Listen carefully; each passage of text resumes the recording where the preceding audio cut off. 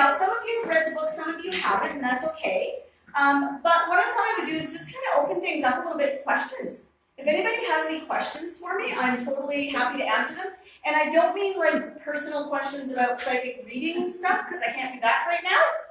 But what I mean is questions that you might have about how I do what I do, what certain things mean, what my experience has been, things like that. So if you have any questions at all, I would love to answer. Chelsea's already got her hand up, and she's so cute because she's a teacher. So she's like, oh, she's got a great question. She does, and I will answer that. So anyways, I want to answer a few questions. And then once I've answered a few questions, then I'm going to read a little bit out of the book. And for those of you that have read the book and there's a certain part that you think I should read, I'm open to reading and seeing where we should go with that. Okay, so I'm going to sit down, and because I'm just do that. Chelsea. My question pertains to the little boy on the beach. Yes. So I'm wondering, can spirits take physical items from our world with them? With them into the physical world? I'm not sure. Or into the spirit world? Like, so they, at least so they no longer exist right there where you've given it to them, that physical item. Yes. Yes. So to answer that question, so the boy on the beach is a part of the book. I won't get into it too much, but basically I encountered a spirit on the beach, and I gave him a gift, which he actually took with him. And left me a gift in return. And it was quite powerful experience because it was completely unscripted. It wasn't like a reading or anything like that. I was literally just walking down the beach with my husband. So to answer your question, I would say yes. There's another story in the book about a boy that had, well, a young man that had passed away. And he actually manipulated the internet and also a physical item. He made it disappear. A picture, yeah. So. Yes, spirits can manipulate physical items in ways that I can't explain or understand, but I have experienced that happening, yes. Does that answer your question? I have a question. Yes. I've heard spirits. Like recently I walked out of the office and I heard a woman say, hello. Yeah. So I turn around to where the voice is coming from and I'm not hearing anything else. So my question is, why? Yeah, I know, right? Like, hello, and then the conversation ends right there.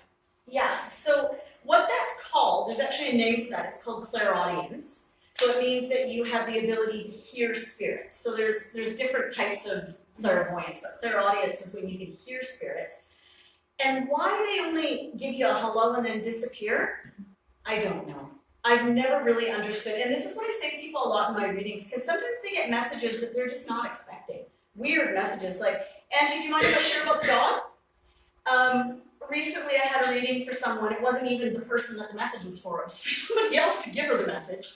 But the message from the spirit that came through that, you know, instead of giving this kind of wonderful, magnanimous, you know, I love you, I miss you, I'm with the dog and he isn't stinky anymore.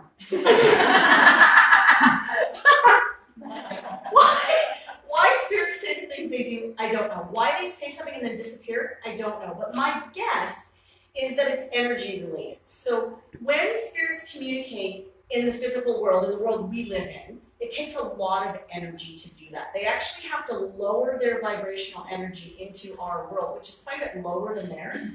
And so it takes a lot of energy to do that. And sometimes all they can manage is a hello. And sometimes it's the universe's way of wanting to get your attention and say, are you aware of the fact that you can hear spirits? Maybe you should grow this gift.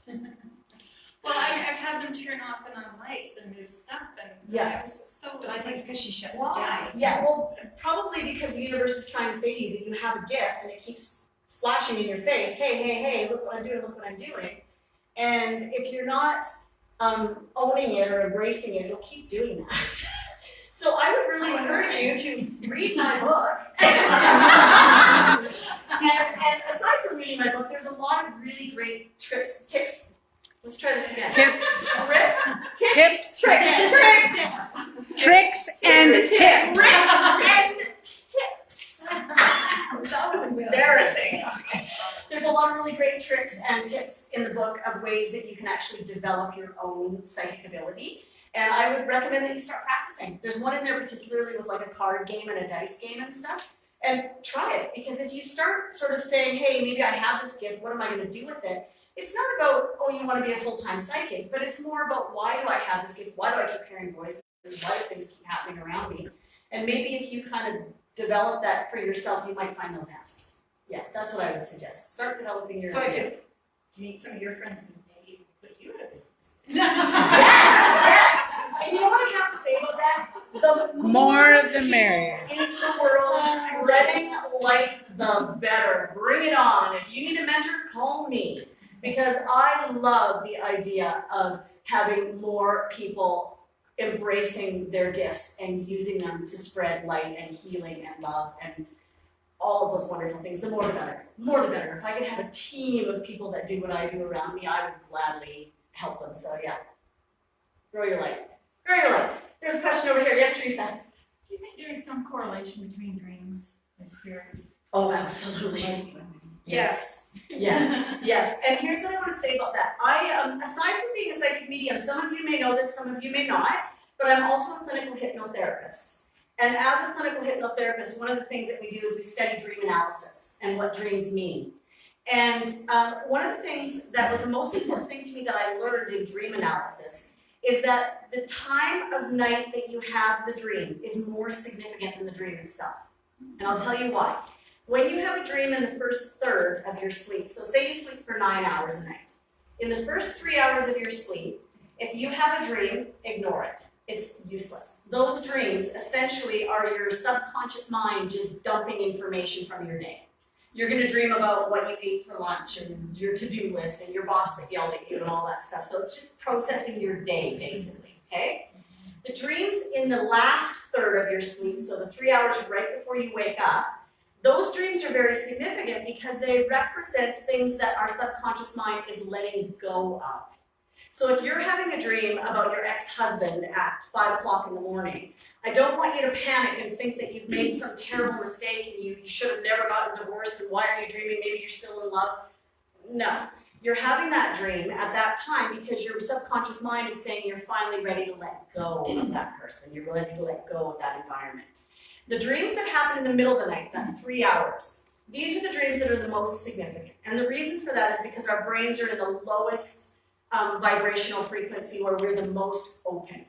And those dreams are often symbolic of spirit communications, prophecies, things that are going to happen in your future, things like that. So they can be quite significant. The problem is when you're in that deep sleep, that's the hardest time to remember a dream. Most people don't remember those dreams because you're in a deep, deep sleep. So I'm telling you, if you ever wake up in the middle of the night and you remember a dream, write it down because it's probably very significant in some way. So that's what I would say about the dreams. Yeah. Anything? Oh, one did I guess? Have you always had this gift, or did it just like you wake up one day and you had it? I believe that I was born with this gift.